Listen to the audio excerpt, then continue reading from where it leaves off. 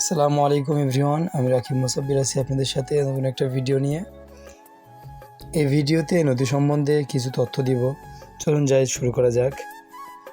গড়াই নদী গঙ্গা তথা পদ্মার একটি প্রধান শাখা নদী হিসেবে পরিচিত। এটি বাংলাদেশের দক্ষিণ পশ্চিমাঞ্চলের জন্য একটি গুরুত্বপূর্ণ নদী।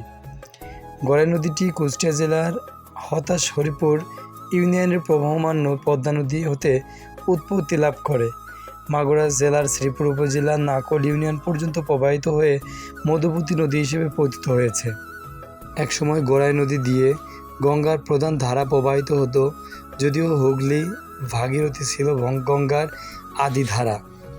এই নদীটি শীত মৌসুমে পুরা সময় জুড়ে নদীতে পানি ভরপুর থাকে এবং গ্রীষ্ম মৌসুমে নদীর পানি শুকিয়ে নদীটি খা খা করেন।